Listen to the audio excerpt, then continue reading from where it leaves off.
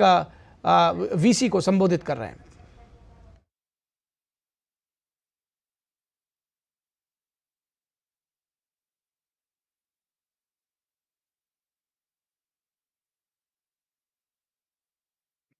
नमस्कार। परम आदरणीय प्रधानमंत्री जी आज के कार्यक्रम में हमारे साथ जुड़ चुके हैं। मैं सभी उपस्थित अतिथिगण और लाभार्थियों की तरफ से प्रधानमंत्री जी का हार्दिक स्वागत करता हूं। वंचित वर्गों का सशक्तिकरण 2047 तक विकसित भारत के सपने को साकार करने के लिए अति आवश्यक है। आज का यह कार्यक्रम इसी दिशा में एक महत्वपूर्ण कदम है। देश के कोने कोने से लाखों लोग आज के कार्यक्रम में हमारे साथ जुड़े हैं। मैं सर्वप्रथम माननीय मंत्री श्री वीरेंद्र कुमार जी को स्वागत संबोधन के लिए आमंत्रित करता हूं।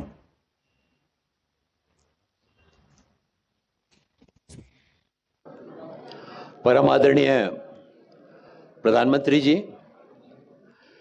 विभिन्न राज्यों में माननीय राज्यपाल महोदय जी, माननीय मुख्यमंत्री महोदय जी, माननीय मंत्रीगण और कार्यक्रम में उपस्थित हमारे सभी भाइयों एवं बहनों, पिछले 10 वर्षों में आदरणीय प्रधानमंत्री जी के नेतृत्व में सामाजिक न्याय अधिकारिता मंत्रालय ने हमारे वंचित वर्ग के सर्वव्यापी, सर्वस्पर्शी और समावेशिता को प्राथमिकता दी है।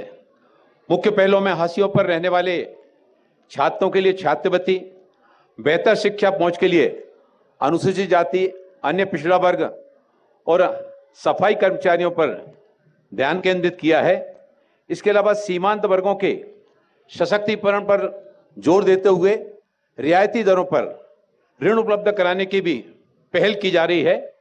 आज का यह दिन विशेष रूप से महत्वपूर्ण हो जाता है, जिसमें हाशिए पर रहने वाले वर्गों के लिए आसानी से ऋण के लिए एक परेशानी मुक्त तंत्र सुनिश्चित करने के लिए एकीकृत पोर्टल सूरज का लोकार्पण माननीय प्रधानमंत्री जी के द्वारा किया जा रहा है। साथ ही हाशिए पर रहने वाले वर्गों के लिए 1 लाख उद्यमियों को ऋण सहायता भी जारी की जा रही है। एक मूक सामाजिक परिवर्तन हो रहा है। हम माननीय प्रधानमंत्री जी का धन्यवाद करना चाहते हैं कि बैंकों और राज्य चैनल भागीदारों के माध्यम से सभी राज्यों एवं केंद्र शासित प्रदेशों में 3 जो राष्ट्रीय निगम हैं, उनकी ऋण सहायता योजनाओं के माध्यम से आज लगभग 660 करोड़ रुपए के कुल परिव्यय के साथ में 1 लाख से अधिक लाभार्थियों को कवर करने का प्रस्ताव है। और आज यह कार्यक्रम देश के 525 जिलों में इसका आयोजन किया जा रहा है। आयोजन के बाद लाभार्थियों को इसके बारे में कई क्षेत्रीय भाषाओं में थोक एसएमएस संदेश भेजे जाएंगे। एसएमएस संदेश के बाद लाभार्थियों को फंड ट्रांसफर की प्रक्रिया शुरू हो जाएगी, जिससे वो अपना उद्यम शुरू कर सकें। इसके साथ ही साथ सफाई कर्मचारी समाज के सबसे वंचित वर्गों में से हैं, जिनके पास न्यूनतम सामाजिक सुरक्षा है, जो अस्वच्छता और जोखिमपूर्ण परिस्थितियों में काम करते हैं, जिससे खुद को जीवन का आसन्न खतरा होता है। समाज के इस विशेष वर्ग के सशक्तिकरण को प्राप्त करने के उद्देश्य से नमस्ते योजना, जिसमें आयुष्मान स्वास्थ्य कार्डों के वितरण के साथ साथ एक सुरक्षित वातावरण के निर्माण को सुनिश्चित करके देश भर में 1 लाख सफाई कर्मचारियों की स्वास्थ्य सुरक्षा सुनिश्चित करके भी अपने पंख लगाएगी। किसी भी श्रमिक वर्ग के लिए बुनियादी आवश्यकता के रूप में काम करने के लिए सीवर टैंक और सेप्टिक टैंक के श्रमिकों के लिए स्वच्छता के मशीनीकृत मॉडल को बढ़ावा देने के साथ साथ सभी सफाई कर्मचारियों को पीपी किट प्रदान की जाएगी। मैं माननीय प्रधानमंत्री जी का हृदय से आभार करना चाहता हूं। उनका जो सोच है, सबका साथ, सबका विकास, सबका विश्वास और देश को आत्मनिर्भर बनाने में सभी का सामूहिक प्रयास, उसमें हमारे हाशिए पर रहने वाले इन वंचित वर्गों के लिए तरफ भी इस कार्यक्रम के माध्यम से उनको अपना काम प्रारंभ करने की दिशा में आगे बढ़ाया जा रहा है। एक विकसित भारत जहां कोई भी पीछे नहीं छूटेगा। हमारा ध्यान हमारे समाज के सर्वाधिक लाभ वंचित वर्ग के लिए नए अवसर पैदा करने पर केंद्रित रहा है, जिससे वे आत्मनिर्भर बन सकें तथा राष्ट्र की प्रगति में बराबर का योगदान दे सकें। भारत माता की जय।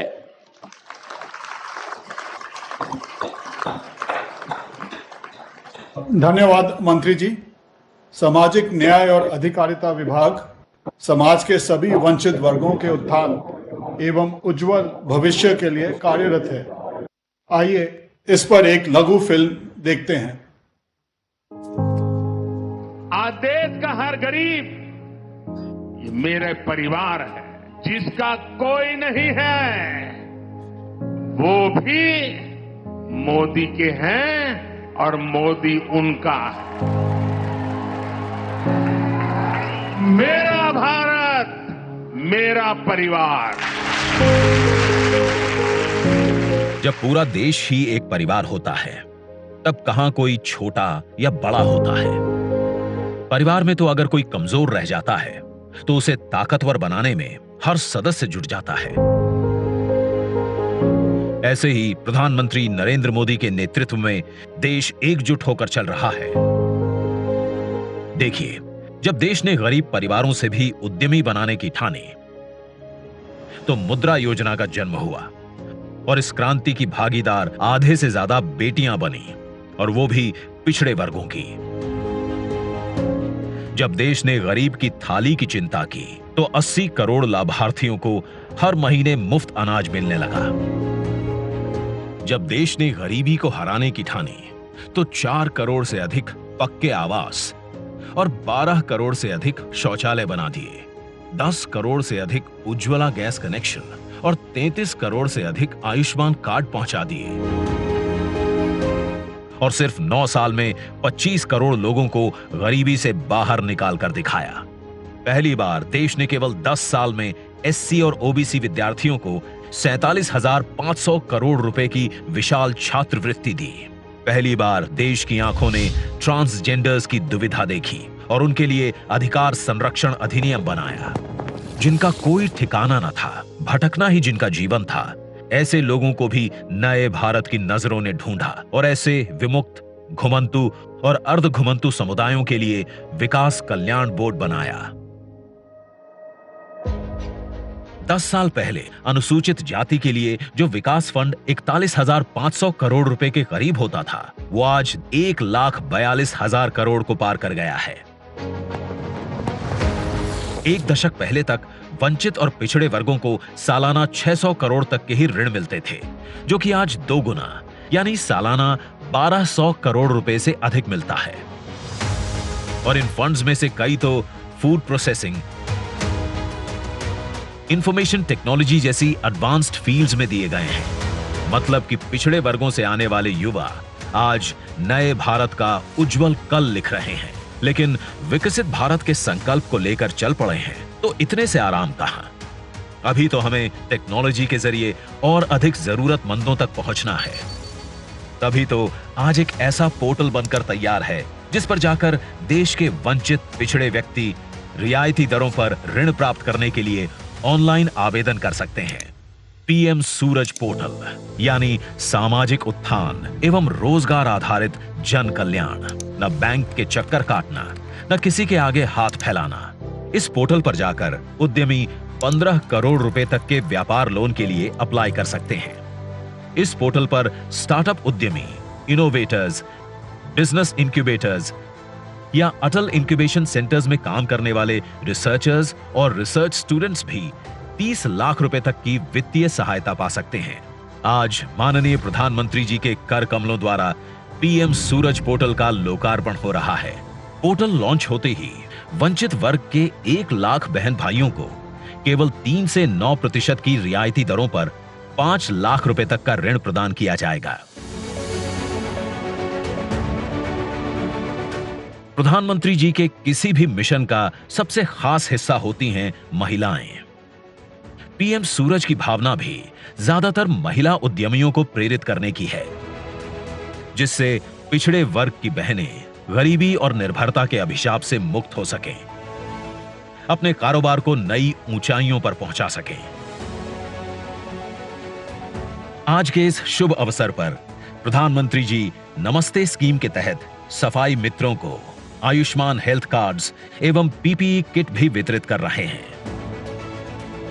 वंचितों को बढ़ने का साधन मिल जाता है, पिछड़ों को पहली कतार में आने का अवसर मिल जाता है।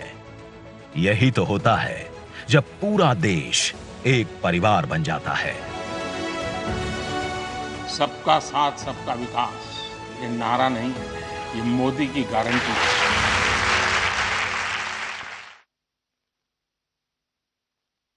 आज परम आदरणीय प्रधानमंत्री जी अपने कर कमलों द्वारा पीएम सूरज पोर्टल का लॉन्च करेंगे, जिसके साथ ही 1 लाख लाभार्थियों के मोबाइल पर ऋण राशि जमा होने की सूचना पहुंच जाएगी और 1 लाख सफाई मित्रों को नमस्ते आयुष्मान कार्ड और पीपीई किट के वितरण का शुभ आरंभ हो जाएगा। अब मैं माननीय प्रधानमंत्री जी से अनुरोध करूंगा कि वे बटन दबाकर आज के इस कार्यक्रम का उद्घाटन करें।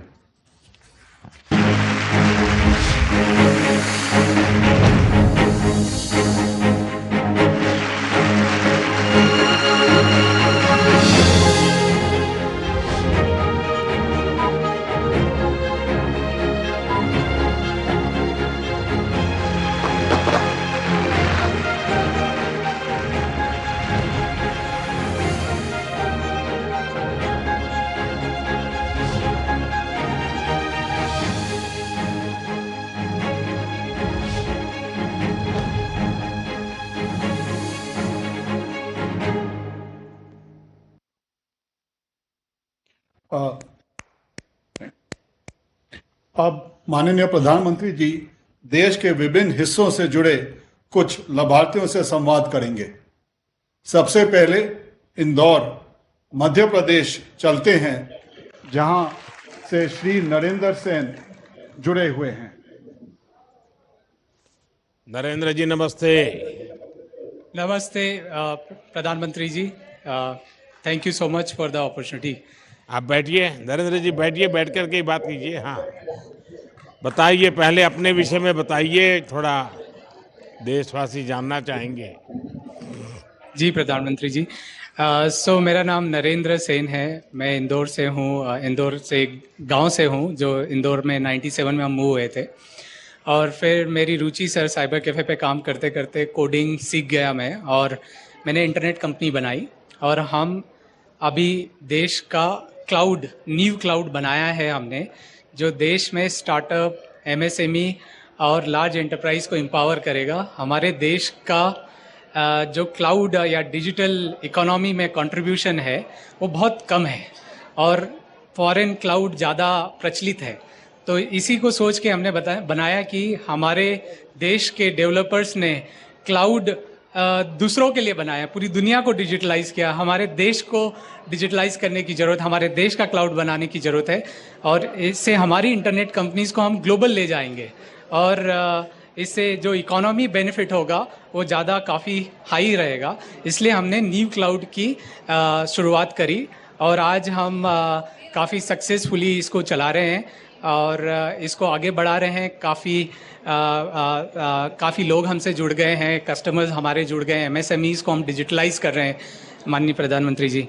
तो ये हमारी जर्नी है। नहीं, नरेंद्र जी से नरेंद्र जानना चाहता है कि आपकी बचपन में कहाँ से कहाँ यात्रा चली, आप कैसे इस दुनिया में आ गए, थोड़ा बताएंगे? जी प्रधानमंत्री जी, बचपन में जब मैं गांव में था तो गुजरात में आपका नरेंद्र मोदी सीएम है, तो कुछ दोस्त बोलते थे कि नरेंद्र मोदी आ गया, नरेंद्र मोदी आ गया, इस टाइप से। और मैं आपके नाम का काफ़ी एडवांटेज भी लिया, मैंने बचपन में भी लिया और अभी भी लिया। कहीं पे भी जाए तो जैसे ही बोलता है नाम सर आपका, फिर मैं बोलता हूँ नरेंद्र मोदी, तो मुझे एक बार देखते हैं और फिर हंसते हुए बोलते हैं कि अच्छा क्यों में रहते हैं। तो बट स्कूल में सर पढ़ाई करी मैंने 8 तक, फिर इंदौर आ गए, इंदौर में पढ़ाई करी 12वीं तक। उसके बाद ड्रॉप आउट ले लिया और पूरा टेक्नोलॉजी में कर लिया, टेक्नोलॉजी में काम किया। मैं फर्स्ट जनरेशन एंटरप्रेन्योर हूँ।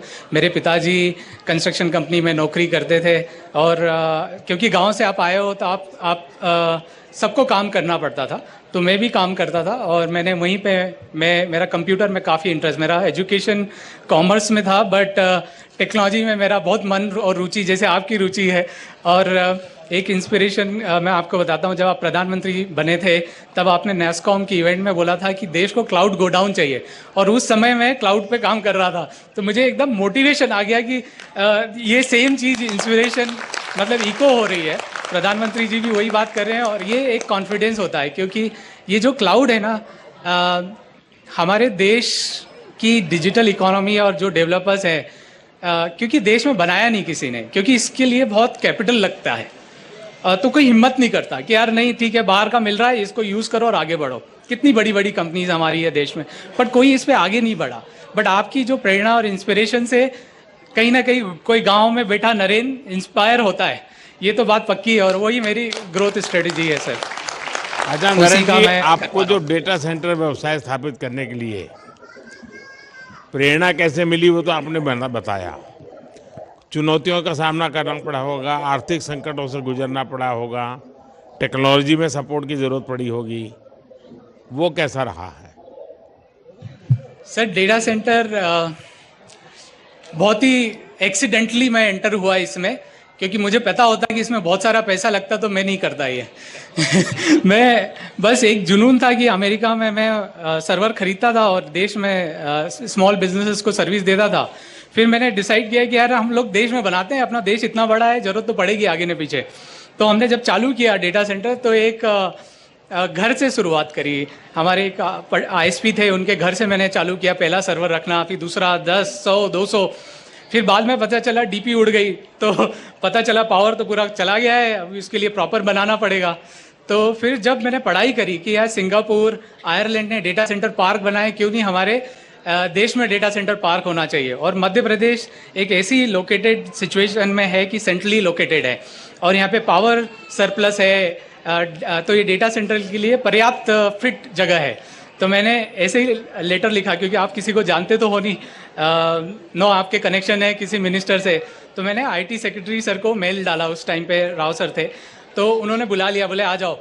तो मैंने प्रेजेंटेशन दिया कि सर मेरे पास पैसे नहीं है, पर ये बनाना और ये प्रॉब्लम है, ये देश की भी प्रॉब्लम है और ये मेरी भी प्रॉब्लम है, ये सॉल्व हो जाएगी। तो उन्होंने वैलिडेट किया और कंट्री का पहला डेटा सेंटर पार्क बना। और उस दिन रियलाइज़ हुआ कि बिना पैसे के भी काम हो सकता है। ज़रूरी नहीं है आपके स्टार्टअप में पैसा ज़रूरी है, आप बस सही मन से लग जाओ। तो ऐसे मेरी चुनौतियों का सॉल्यूशन भी यहीं मिलता गया और मैं आगे बढ़ता गया और बहुत सपोर्ट मिला मुझे सरकार से, राज्य सरकार से, सेंट्रल गवर्नमेंट से, और उस सपोर्ट के दम पे हमने हमारी जर्नी सर आगे बढ़ा दी। चलिए नरेंद्र जी, मुझे आपको बात कर करके अच्छा लगा। आपने काफ़ी योजनाएं बनाई हैं और एक प्रकार से आपने टेक्नोलॉजी के माध्यम से भारत में किस प्रकार से प्रगति हो सकती है और स्टार्टअप की दुनिया में आजकल जो हमारे नौजवान रुचि ले रहे हैं, और मैंने देखा है हर कोई साहस भी करता है और सफल भी होता है। आप भी उसी में एक उदाहरण हैं और समाज में अति पिछड़े वर्ग में से पैदा होकर के, गांव में पैदा होकर के थोड़ा सा अगर सहारा मिल जाए तो कैसा बदलाव आता है, वो आपने करके दिखाया है। मेरी तरफ से बहुत बहुत बधाई। धन्यवाद सर, थैंक यू। अब जम्मू कश्मीर की तरफ चलते हैं, जहां से श्रीमती नीलम कुमारी जुड़ी हैं, जो कठुआ की निवासी हैं और इस समय जम्मू में हैं। नीलम जी नमस्ते। नमस्ते सर जी। नीलम जी बैठिए, जरा अपने बारे में कुछ बताइए। मेरा नाम नीलम कुमारी, मैं डिस्ट्रिक्ट कठुआ और कठुआ ही रहने वाली हूँ।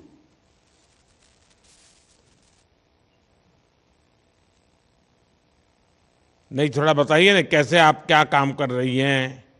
हाँ सर, मैं बुटीक का काम करती हूँ। साहब बुटीक अपना जो कुछ भी हो बताइए मुझे, कैसे शुरू हुआ, कैसे कहाँ बढ़ पहुँचे। सर पहले मैं किसी की दुकान पे काम करती थी, जो 2-3 हजार पे किसी के आगे काम करना, और फिर तब भी मेरे घर का गुजारा जो बड़ी मुश्किल से होता था। जो मेरे घर वाले जो लकड़ी का काम करते, कभी उनको काम मिलता था और कभी नहीं। जो मैं काम बाहर दुकान पे करती थी, जब लॉकडाउन हुआ तो मेरा वो काम भी छूट गया। वो भी घर पे थे, मैं भी घर पे थी। हम दोनों ही ऐसे हालात में पहुंच गए जहां हमें बच्चों का पालन पोषण तो दूर, हमारे घर में राशन की भी कमी आने लगी कि अब हम क्या करें। फिर ऐसा टाइम आया कि मैं बहुत परेशान रहने लगी कि अब मैं क्या करूं, और काम इसका भी नहीं है और मेरा भी काम छूट गया। फिर 2021 में मैंने जब लोन लिया और अपना खुद का बुटीक शुरू किया। लोन लेके पहले मैंने मशीनें ली, मशीनें और दुकान शुरू की। फिर मैंने आगे लड़कियों को रखा काम के लिए। नहीं, आपको अपना व्यवसाय शुरू करना में सरकारी योजनाओं को साथ किस प्रकार से आपका अनुभव आया, कितनी मदद मिली और मदद के लिए कैसे पहुंचे आप?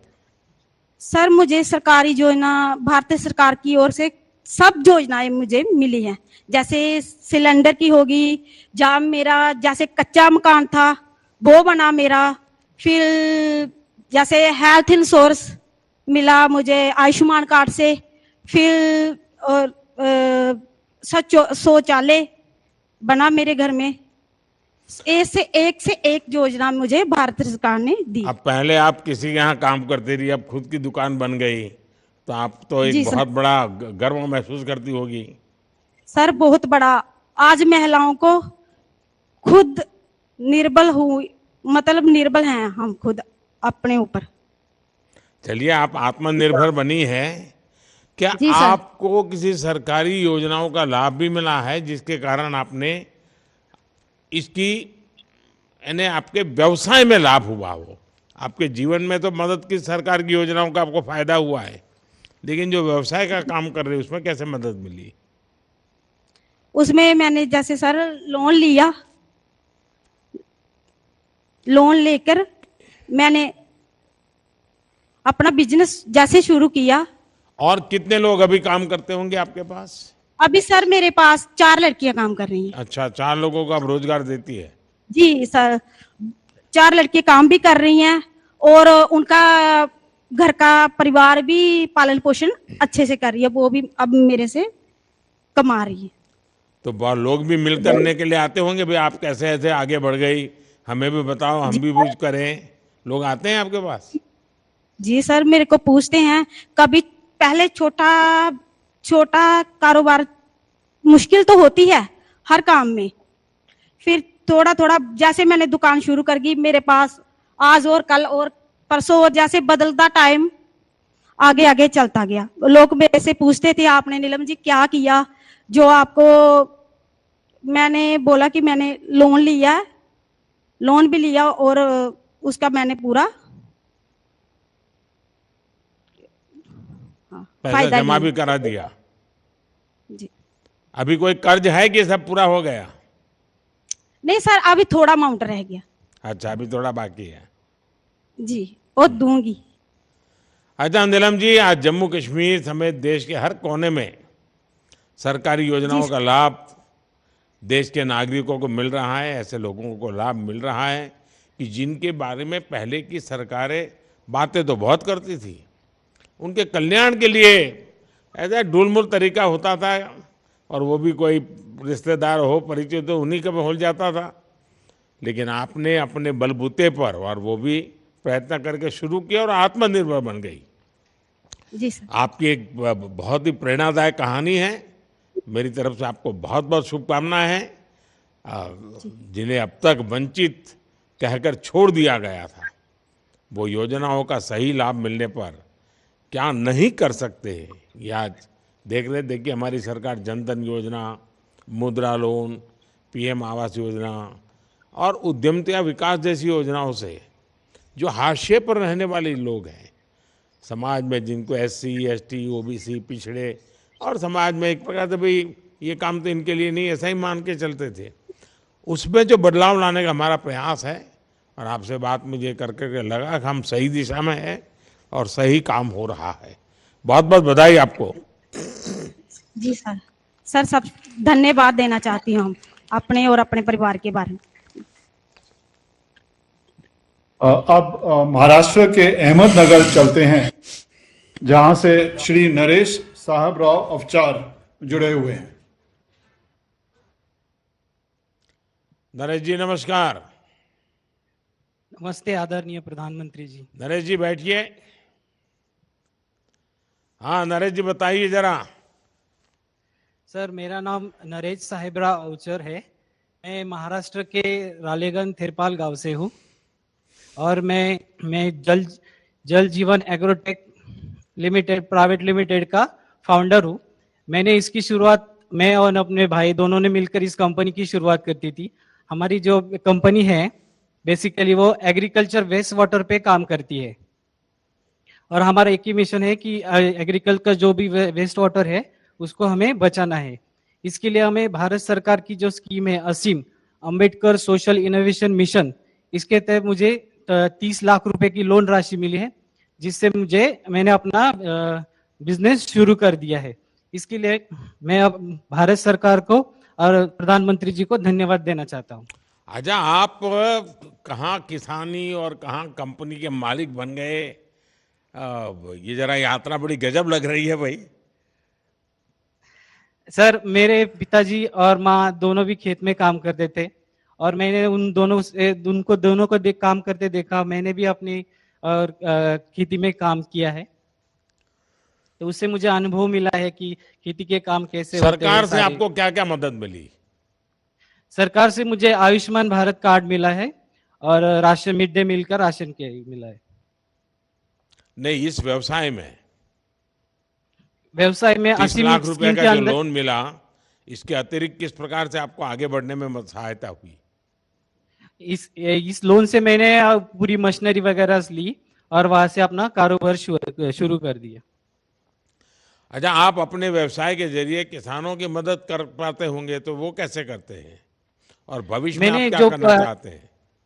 मैंने इसमें एक इनोवेटिव प्रोडक्ट बनाया है जो सारे किसानों को बहुत फायदेमंद है और वो देश के हर किसान को वो अगर वो यूज करता है तो उनके काफी सारी जो वेस्ट वाटर है वो बच सकता है।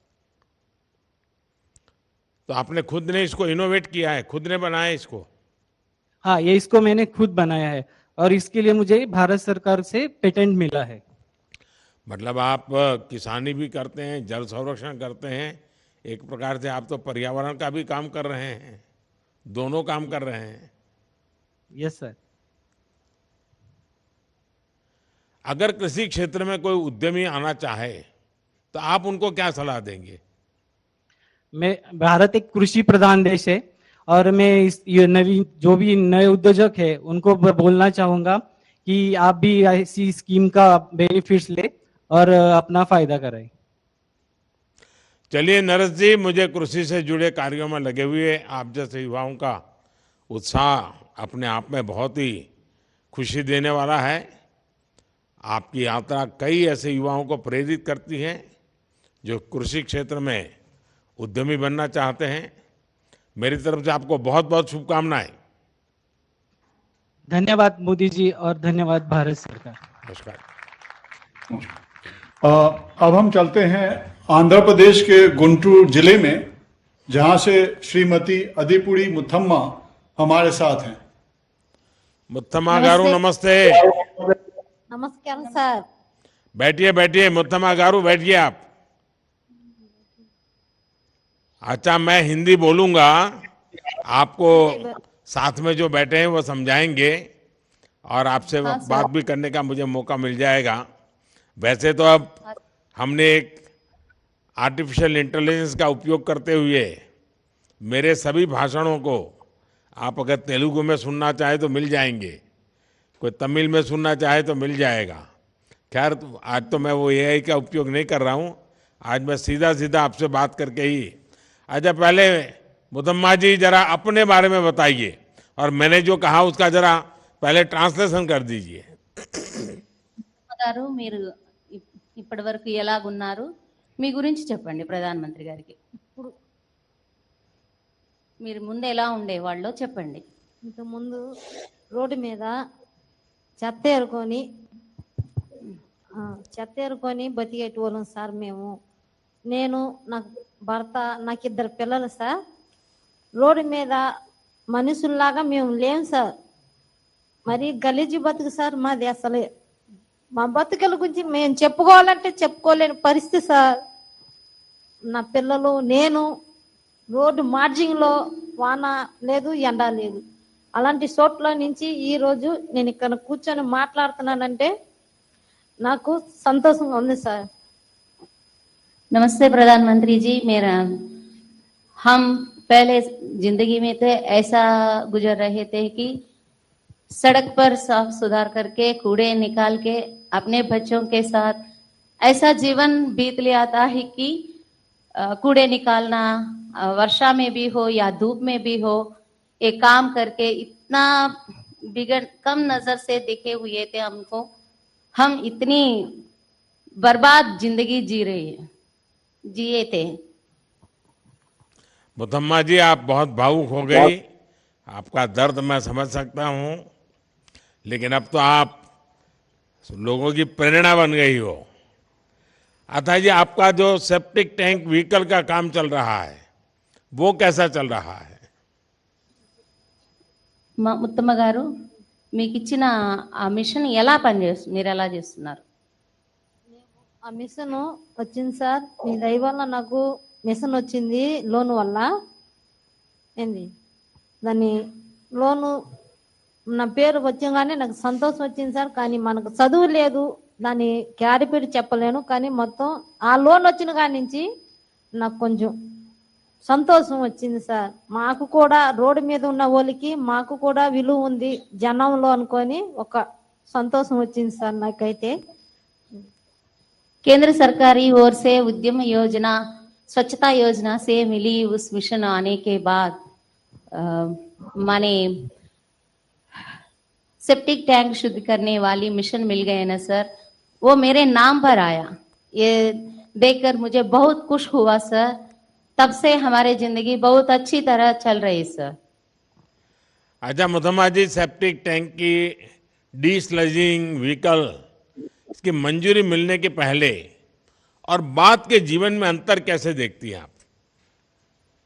ముత్తమ్మ గారు, ఇది రాకముందు మీ జీవితం ఎలా ఉంది, ఇది వచ్చినాక మీ జీవితం ఎలా ఉంది? ఇది రాకముందైతే మా జీవితం మాకే నమ్మకం లేని జీవితం సార్. ఇప్పుడు ఈ సెప్టిక్ ట్యాంక్ వచ్చినాక నా జీవితం మీద నాకు నమ్మకం వచ్చింది సార్. ఇంతమందిలో నేను తలెత్తుకొని బతకగలను, నాకు ఒక నమ్మకం వచ్చింది సార్. सर, ये आने के पहले मेरे जिंदगी बहुत बिगड़ हुई सर, कम नजर से देख रहे हैं. ये आने के बाद ऐसा भरोसा मिल गया है कि सब लोग हमको अच्छी नजर से देख रहे हैं. मैं भी एक औरत हूँ, मैं इस समाज में जी सकती हूँ, ऐसी भावना मिल गई केवल आपकी वजह से सर. परिवार में बाकी लोग भी खुश होंगे, बच्चों की पढ़ाई भी होती होगी, पूरा वातावरण बदल गया होगा.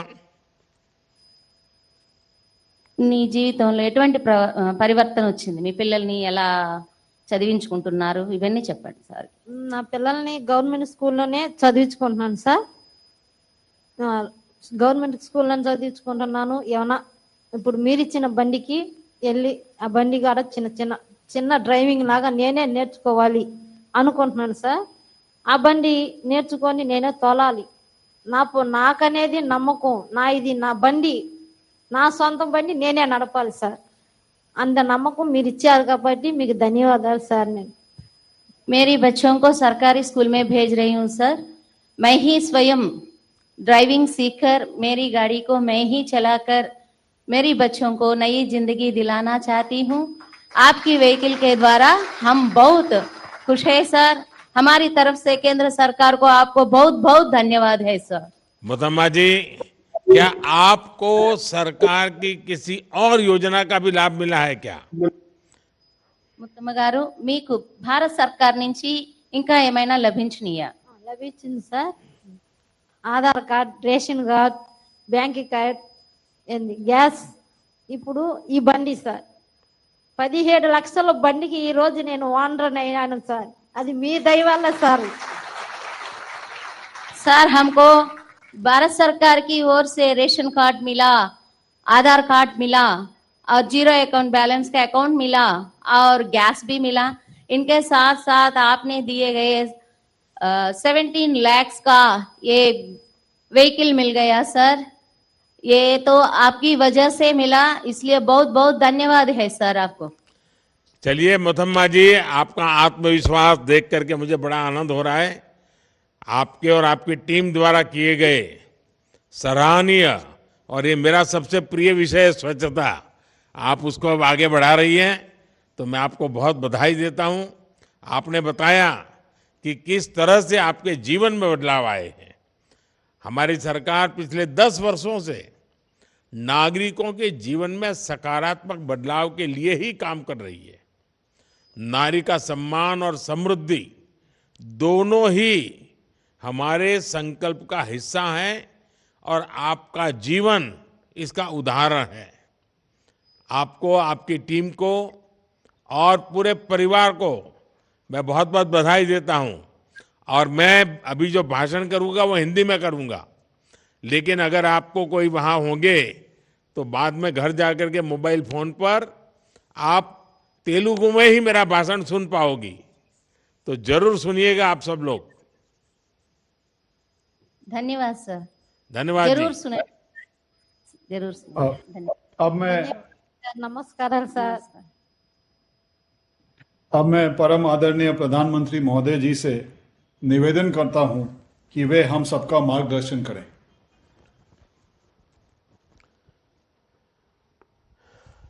नमस्कार। सामाजिक न्याय मंत्री श्रीमान वीरेंद्र कुमार जी, देश के कोने कोने से जुड़े सरकार की विभिन्न योजनाओं के लाभार्थी,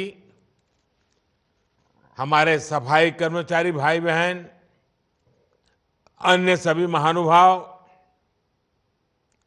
देवी और सज्जनों, आज इस कार्यक्रम में देश के करीब 470 जिलों के लगभग 3 लाख लोग सीधे जुड़े हुए हैं। मैं सभी का अभिनंदन करता हूं। साथियों, आज दलित, पिछड़े और वंचित समाज के कल्याण की दिशा में देश एक और बड़े अवसर का साक्षी बन रहा है। जब वंचितों को वरीयता की भावना हो तो कैसे काम होता है, वो इस आयोजन में दिखाई दे रहा है। आज वंचित वर्ग से जुड़े 1 लाख लाभार्थियों के खाते में 720 करोड़ रुपए की सहायता राशि सीधी सीधी उनके बैंक अकाउंट में भेजी गई है। ये लाभार्थी 500 से ज्यादा जिलों में उपस्थित हैं। पहले की सरकारों में ऐसा कोई सोच भी नहीं सकता था कि इधर बटन दबाया और उधर पैसे गरीबों के बैंक खातों में पहुंच गए। लेकिन ये मोदी की सरकार है। गरीब के हक का पैसा सीधा उसके बैंक खाते में पहुंचता है। अभी मैंने सूरज पोर्टल भी लॉन्च किया है। इसके जरिए वंचित समुदाय के लोगों को अब सीधे आर्थिक सहायता दी जा सकती है। यानी भारत सरकार की दूसरी योजनाओं की तरह ही विभिन्न अन्य योजनाओं का पैसा भी सीधे आपके खाते में पहुंचेगा। न कोई चीज का बिचौलिया, न कट, न कमीशन और न ही कोई सी सिफारिश के लिए चक्कर काटने की जरूरत। कठिन परिस्थितियों में काम करने वाले हमारे सीवर और सेप्टिक टैंक श्रमिकों को आज पीपीई किट्स और आयुष्मान हेल्थ कार्ड भी दिए जा रहे हैं। इन्हें और इनके परिवार को अब 5 लाख रुपए तक का मुफ्त इलाज सुनिश्चित हो गया है। ये लाभकारी योजनाएं उस सेवा अभियान का ही विस्तार है जो हमारी सरकार 10 वर्षों से एससी, एसटी और ओबीसी और अन्य वंचित समाज के लिए चला रही है। मैं आप सभी को और देश भर के सभी लाभार्थियों को इन योजनाओं के लिए बधाई देता हूं। साथियों, थोड़ी देर पहले मुझे कुछ लाभार्थियों से बात करने का अवसर भी मिला। सरकार की योजनाएं किस तरह दलित, वंचित और पिछड़ा समाज तक पहुंच रही है, इन योजनाओं से किस तरह इनका जीवन बदल रहा है, ये सकारात्मक बदलाव मन को भी सुकून देता है और व्यक्तिगत तौर पर मुझे भावुक भी करता है। मैं आप सबसे अलग नहीं हूं। मैं आप में ही अपना परिवार देखता हूं। इसलिए जब मुझे विपक्ष के लोग गाली देते हैं, जब ये लोग कहते हैं कि मोदी का कोई परिवार नहीं है, तो मुझे सबसे पहले आपकी ही याद आती है। जिसके पास आप जैसे भाई बहन हैं, उसे कोई कैसे कह सकता है कि उसका कोई परिवार नहीं है। मेरे पास तो आप सबके रूप में करोड़ों दलितों, वंचितों और देशवासियों का परिवार है। मैं खुद को भाग्यशाली मानता हूं जब आप कहते हैं कि मैं हूं मोदी का परिवार। साथियों, हमने 2047 तक भारत को विकसित राष्ट्र बनाने के का जो संकल्प किया है, लक्ष्य रखा है, और जो वर्ग दशकों तक वंचित रहा, उसके विकास के बिना भारत विकसित नहीं हो सकता।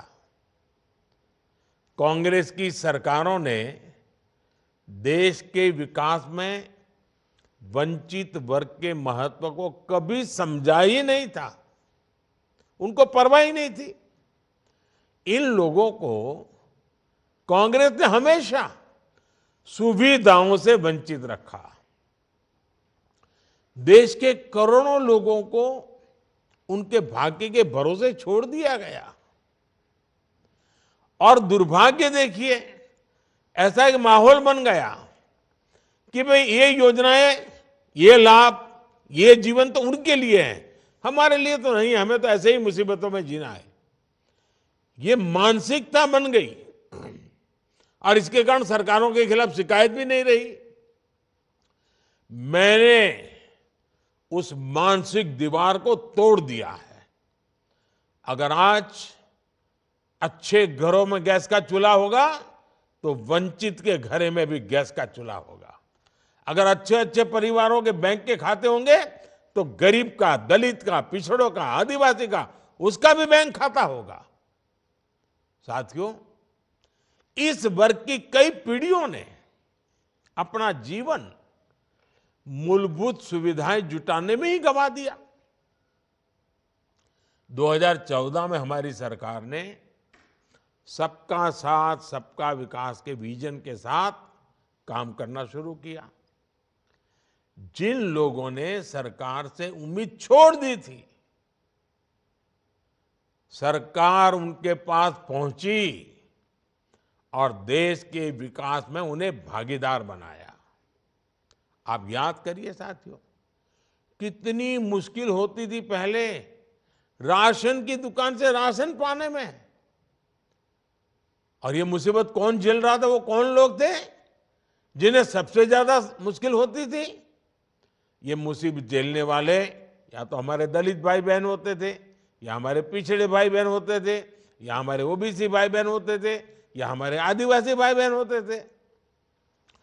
आज जब हम 80 करोड़ जरूरतमंदों को मुफ्त राशन देते हैं, तो उसका सबसे बड़ा लाभ जो हाशिए पर जिंदगी गुजारते थे, जो वंचित समाज है, उन्हीं को मिलता है।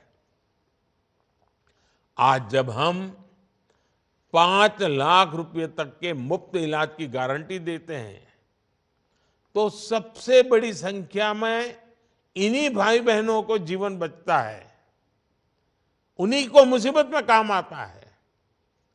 छप्पर, झोपड़ी और खुले में रहने को मजबूर हमारे दलित, आदिवासी, पिछड़ा परिवारों की संख्या ही सबसे ज्यादा है देश में, क्योंकि भूतकाल में इन लोगों की किसी ने परवाह नहीं की। मोदी ने 10 वर्षों में करोड़ों पक्के मकान गरीबों के लिए बनाए। मोदी ने करोड़ों घरों में शौचालय बनवाए। वो कौन परिवार थे जिनकी माताओं बहनों को खुले में शौच के लिए जाना पड़ता था? यही समाज सबसे ज्यादा पीड़ा भुगतता था, जो हमारे दलित, आदिवासी, ओबीसी, वंचित परिवार, इनकी महिलाओं को ही सहना पड़ता था। आज उन्हें इज्जत घर मिला है, उन्हें उनका सम्मान मिला है। साथियों, आप भी जानते हैं कि गैस का चूल्हा पहले किन घरों में होता था? गैस का चूल्हा किसके पास नहीं होता था? सबको पता है। मोदी ने उज्ज्वला योजना चलाकर मुफ्त गैस कनेक्शन दिया। ये मुफ्त गैस कनेक्शन मोदी जो लाया, वो किसको मिला? आप सभी मेरे वंचित भाई बहनों को मिला है। आज मेरे वंचित वर्ग की माताओं बहनों को भी लकड़ी के धुएं से आजादी मिली है। अब हम इन योजनाओं में सैचुरेशन के लक्ष्य पर काम करें, मतलब 100%। अगर 100 लोगों को लाभ मिलना चाहिए, तो 100 के 100 को मिलना ही चाहिए। देश में बड़ी संख्या में गुमंतु और अर्ध गुमंतु समुदाय के लोग भी हैं। उनके कल्याण के लिए भी तो कोई कार्यक्रम चलाए जा रहे हैं। नमस्ते योजना के जरिए सफाई कर्मचारी भाई बहनों का जीवन बेहतर हो रहा है। हम मैला ढोने की अमानवीय प्रथा को खत्म करने में भी सफल हो रहे हैं। हम इस दंश को झेलने वाले लोगों के लिए सम्मानजनक जीवन जीने की व्यवस्था भी बना रहे हैं। इस प्रयास के तहत लगभग 60,000 लोगों को आर्थिक सहायता दी गई है। साथियों, एससी, एसटी, ओबीसी, वंचित वर्ग को आगे लाने के लिए हमारी सरकार हर तरह से प्रयास कर रही है। विभिन्न संस्थाओं से वंचित वर्ग को जो मदद मिलती है, इन 10 वर्षों में हमने उसे 2 गुना किया है। अकेले इसी साल सरकार ने एससी समाज के कल्याण के लिए करीब 1,60,000 करोड़ रुपए दिए हैं। पिछली सरकार में लाखों करोड़ रुपए केवल घोटालों के नाम से सुनने में आते थे। हमारी सरकार ये पैसा दलित, वंचित कल्याण के लिए और देश के निर्माण के लिए खर्च कर रही है। एससी, एसटी और ओबीसी समाज के युवाओं को मिलने वाली छात्रवृत्ति यानी स्कॉलरशिप को भी बढ़ाया गया है। हमारी सरकार ने मेडिकल की सीटों में ऑल इंडिया कोटा में ओबीसी के लिए 27% आरक्षण को लागू किया। हमने नीट की परीक्षा में भी ओबीसी के लिए रास्ता बनाया। वंचित समुदाय के जो बच्चे विदेश जाकर मास्टर और पीएचडी डिग्री हासिल करना चाहते हैं, उन्हें नेशनल ओवरसीज स्कॉलरशिप से मदद मिल रही है। साइंस से जुड़े विषयों में पीएचडी करने वाले छात्रों को आगे बढ़ाने के लिए नेशनल फेलोशिप की राशि भी बढ़ाई गई है। हमें इस बात का संतोष है कि हमारे प्रयासों से national commission of backward class को संवैधानिक दर्जा मिला है। हम इसे भी अपना सौभाग्य समझते हैं कि हमें बाबा साहब आम्बेडकर के जीवन से जुड़े पंच तीर्थों के विकास का अवसर मिला है। साथियों, वंचित वर्गों के युवाओं को रोजगार और स्वरोजगार के भी भाजपा सरकार प्राथमिकता दे रही है। हमारी सरकार की मुद्रा योजना के तहत गरीबों को करीब 30 लाख करोड़ रुपए की मदद दी गई है। ये मदद पाने वाले ज्यादातर युवा एससी, एसटी और ओबीसी कैटेगरी के ही है।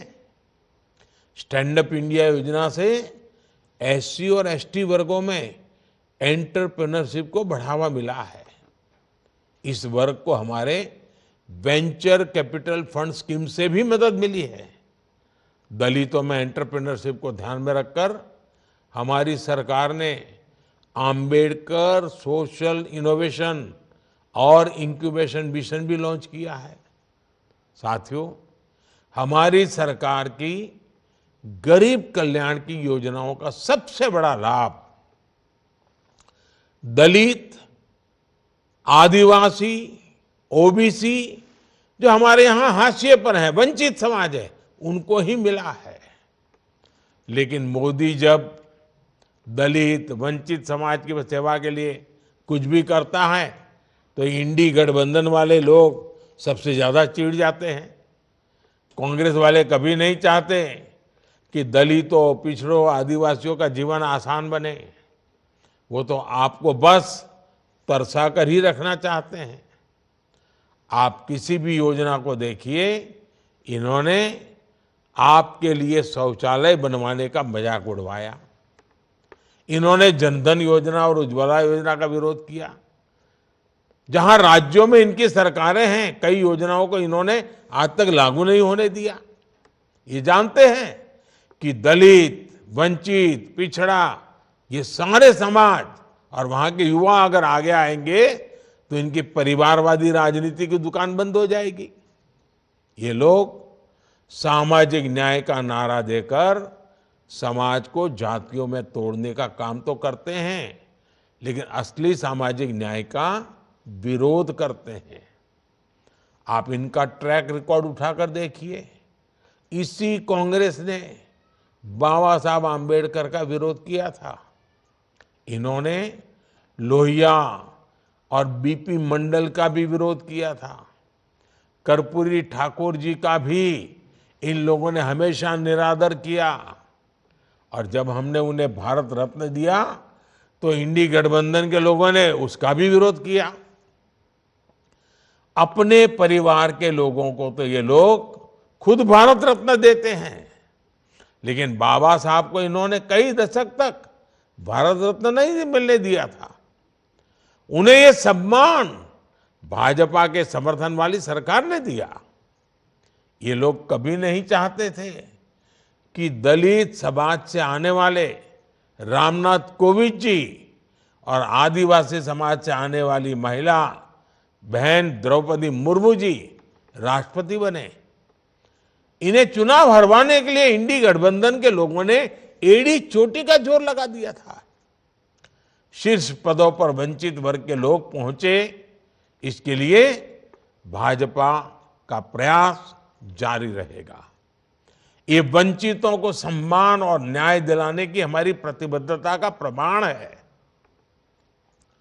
मोदी आपको ये गारंटी देता है, आने वाले 5 वर्षों में वंचित वर्ग के विकास और सम्मान का ये अभियान और तेज होगा।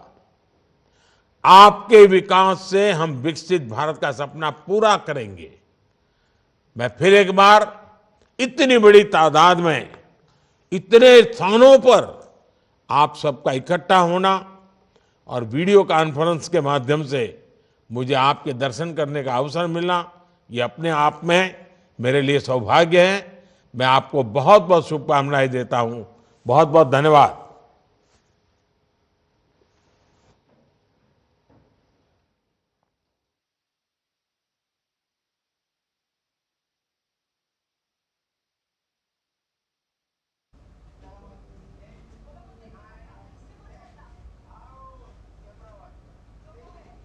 सीधा प्रसारण आप देख रहे थे। प्रधानमंत्री नरेंद्र मोदी ने पीएम सूरज पोर्टल का